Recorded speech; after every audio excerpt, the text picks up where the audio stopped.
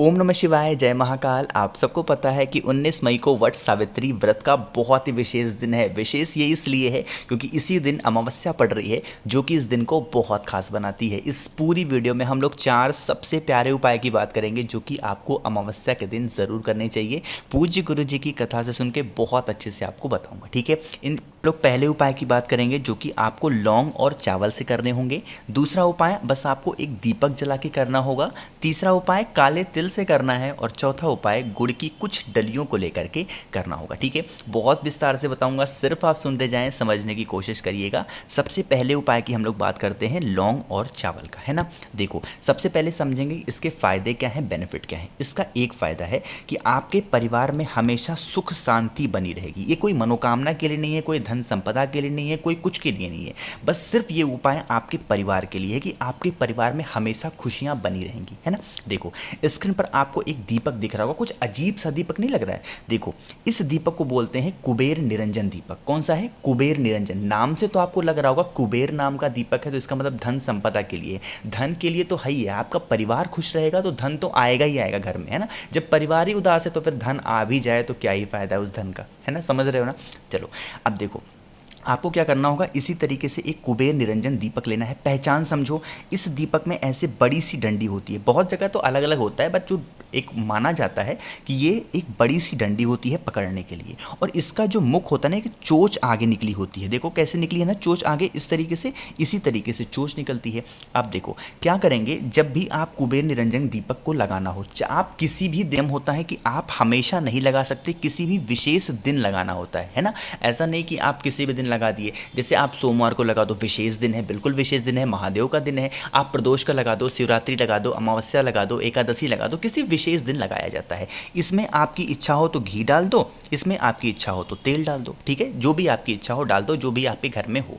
अब देखो, सिर्फ इसमें तेल डाल करके और घी डाल करके जलाना नहीं होता है। आपको इसके अंदर कुछ ना कुछ ज़रूर डालना होता है, कोई ना कोई सामान ज़रूर डालना होता है। चाहे तो आप काला तिल डाल दो, चाहे एक फूल की पंखुड़ी डाल दो, ठीक है। चाहे तो इसमें लौंग डाल दो, चाहे तो इसमें कुछ भी डाल दो, लेकिन डाला ज़रूर जाता है। चाहे तो एक सिक्का ही डाल दो, लेकिन कुछ ना कुछ इस दीपक में ज़रूर डाला जाता है, उसके बाद जलाया जाता है। जैसा कि नाम से ही आपको पता है, कुबेर निरंजन। तो जब भगवान कुबेर के लिए दीपक लगा रहे हो, तो आपको जो बत्ती लगानी होगी, लंबी बत्ती का दिया इसमें लगाना होगा, ठीक है। बात आई समझ में। जो भी व्यक्ति किसी विशेष दिन एक कुबेर निरंजन दीप को अपने घर में लगा देता है, जहां पर पूजा पाठ करता है, उसके घर में धन संपदा तो आती ही आती है, साथ ही साथ परिवार में खुशियां बहुत आती हैं। ये बहुत बड़ी पावर है कुबेर निरंजन दीपक की, तो ज़रूर लगाइएगा। हमेशा दिन नहीं आता, वट सावित्री और अमावस्या का एक साथ, तो ज़रूर करिएगा, ठीक है। बात आई समझ में। तो पहले उपाय की हमने यहाँ पर बात कर ली है।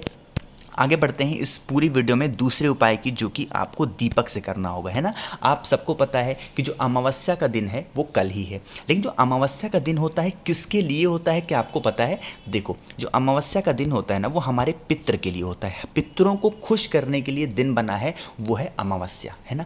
क्या करेंगे, इस तरीके से एक दीपक लेना, मिट्टी का दीपक लेना, और इस दीपक में आपको डालना होगा घी। क्या डालोगे? घी डालना, और इसमें लगाना एक लंबी बत्ती का दिया। कितना? एक लंबी बत्ती का दिया लगाना, और इस दीपक को लेके चले जाना शाम के टाइम पे, जब सूर्यास्त हो जाए, यानी कि प्रदोष काल में लेके जाएंगे किसी भी नदी तालाब सरोवर के पास। कहाँ पे? किसी भी नदी तालाब सरोवर के पास जाएंगे, और अपने पितरों का ध्यान करते हुए, उनका स्मरण करते हुए, उस बत्ती का जो मुख होगा वो साउथ डायरेक्शन, यानी कि दक्षिण दिशा की तरफ करके जला देना। इससे हमारे जो पितर होते हैं बहुत ज़्यादा खुश होते हैं ना। अब कहोगे भैया हमारे यहाँ नदी तालाब नहीं है, क्या होगा? तो लेकिन सबसे पहले आप ये समझो कि हमें पितरों को खुश करना ही क्यों है हमें क्यों खुश करना है? देखो, कई रीज़न है। अगर आपके पितृ खुश रहेंगे ना, तो सबसे पहले आपके घर में बीमारी नहीं आएगी। दूसरा, आपके घर में जो फिजूल खर्चे होते हैं वो बंद हो जाएंगे। और तीसरा, जो सबसे, हमारे घर में कभी भी लड़ाई झगड़े नहीं होते, हमारे वंश की वृद्धि होती है, ठीक है। तो ये फ़ायदा होता है अगर हम पितरों को अपने खुश करते हैं। अब बात करते हैं कि अगर आपके यहाँ नदी तालाब सरोवर नहीं है तो आप क्या करेंगे। तो आपके घर में इस तरीके से आरओ लगा ही होगा, है ना, जहाँ पर आप पीने का पानी रखते हैं, मटका हो, परिंदा हो, बाल्टी हो, कहीं पर भी, तो उस दीपक को आप अपने घर पर भी लगा सकते हैं। बस वहाँ पर भी आपको यही ध्यान देना है कि जो बत्ती का मुख होगा वो दक्षिण दिशा की तरफ होगा, क्योंकि जो पितरों का स्थान माना गया है, जगह मानी गई है, वो दक्षिण दिशा की तरफ मानी गई है। ठीक है, जब आप दीपक को जलाएं तो अपने पितरों से प्रार्थना करें कि हमसे कोई गलतियां हो गई हो, हमसे कोई दोष हो गया हो तो आप हमें नादान समझ के माफ़ कर दें। ठीक है, इस तरीके से प्रार्थना कर लेना। बात आई समझ में? चलो, 2 उपाय की हमने यहाँ पर बात कर ली है। अब हम लोग बात करते हैं जो सबसे स्पेशल उपाय है, वह है काले तिल का उपाय। लेकिन अब इस उपाय से फ़ायदा क्या है और कैसे करना है, उससे पहले वीडियो को कर दीजिए लाइक, और जो भी लोग मेरी आवाज़ पहली बार सुन रहे हैं चैनल को सब्सक्राइब करिएगा। ठीक है, समझते हैं कि कैसे करना है। स्क्रीन पर आपको दिख रहा है काला तिल, दिख रहा है ना, ये है काला तिल। अब देखो, आपको बहुत ज़्यादा लेने की ज़रूरत नहीं है, ज़्यादा से ज़्यादा आप 1 से 2 चम्मच काला तिल लेना। कितना? 1 से 2 चम्मच काला तिल लेना।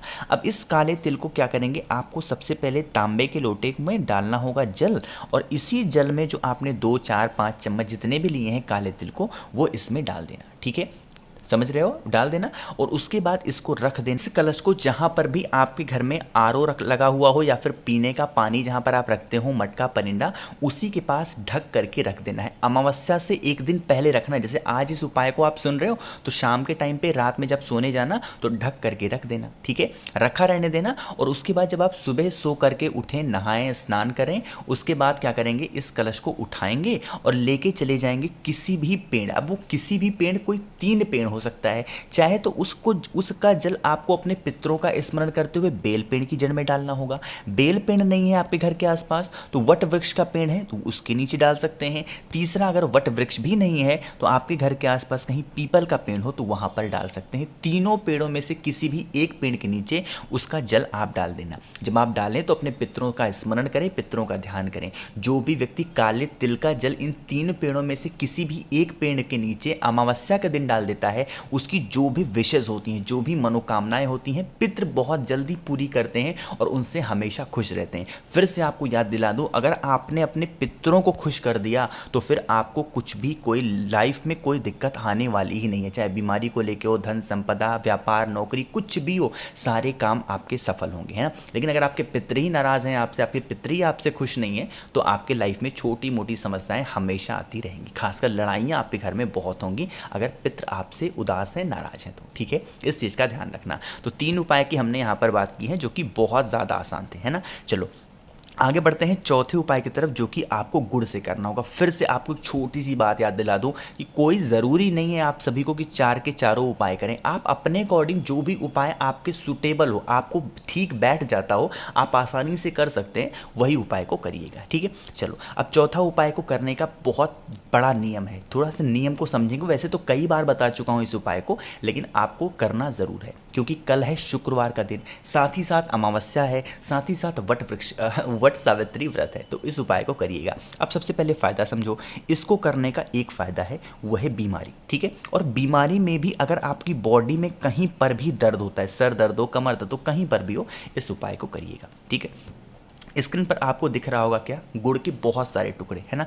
कितने टुकड़े लोगे? 7 टुकड़े लेना गुड़ के। कितने? 7 टुकड़े लेना गुड़ के। उसके बाद इस गुड़ को लेके पहुंच जाना महादेव के मंदिर में। लेकिन हमें एक अलग से मंदिर में जाना होगा, क्योंकि भैया अलग सा मंदिर मतलब हमें ऐसे महादेव के मंदिर में जाना होगा जहां पर महादेव का जो शिवलिंग हो, उसके साथ ही माता सती की फोटो, मूर्ति, प्रतिमा उनके साथ ही नीचे ही विराजमान हो। महादेव का शिवलिंग तो नीचे ही होता है ना, जमीन पर विराजमान, तो वहीं पर नीचे ही माता सती की भी फोटो, मूर्ति, प्रतिमा विराजमान हो। ऐसा नहीं होना चाहिए कि महादेव का शिवलिंग नीचे है और उनकी फोटो कहीं दीवार पे टंगी हो। ऐसा मंदिर नहीं, हमें ऐसे मंदिर जाना है जहां दोनों लोग साथ में हो। ठीक है, अब सुनिएगा, जो 7 गुड़ के टुकड़े हैं, ठीक है, आपके पास में है, उन 7 गुड़ के टुकड़ों को शिवलिंग पे 7 जगहों पे रखना होगा। ठीक है, माता उमा यानी कि माँ पार्वती का स्मरण करते हुए आपको रखना है। जैसे मान लो एक यहाँ रख दो, एक यहाँ रख दो, ऐसे करके 7 जगहों पे माता सती का स्मरण करते हुए रख देना। ठीक है, 7 जगहों पे रख दिया। उसके बाद क्या करेंगे, इस जो आपने 7 गुड़ के टुकड़े रखे हैं वहाँ पर खड़े होना, प्रार्थना करना, माता हम लोग बहुत परेशान रहते हैं, हमारे यहाँ बहुत ज़्यादा बीमारियाँ हैं, मेरी दर्द की समस्या है, कमर दर्द, मेरा सर बहुत दर्द होता है, आप इस समस्या को दूर कर दें।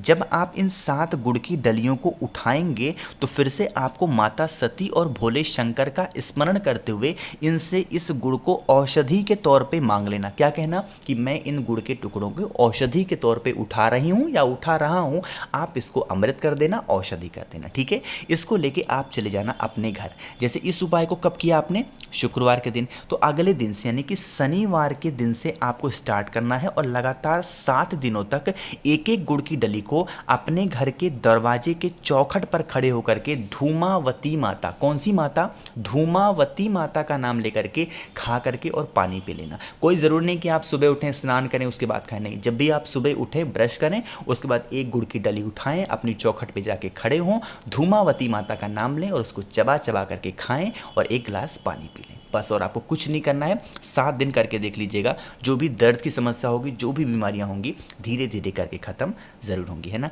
तो इस पूरी वीडियो में हम लोगों ने 4 उपाय की बात की है। फिर से बता रहा हूँ, कोई भी एक उपाय जो आपके अकॉर्डिंग सही लगे, जो आपके अकॉर्डिंग आसान हो, उन उपाय को अपने ज़रूरत के हिसाब से करिएगा। ठीक है, कोशिश की अच्छा समझाने की। वीडियो पसंद आई हो तो लाइक कर दें, कुछ पूछना हो, नहीं समझ में आया, नीचे कॉमेंट में पूछें। और जो भी लोग मेरी आवाज़ पहली बार सुन रहे हैं, चैनल को सब्सक्राइब करिएगा। ओम नमः शिवाय, जय महाकाल।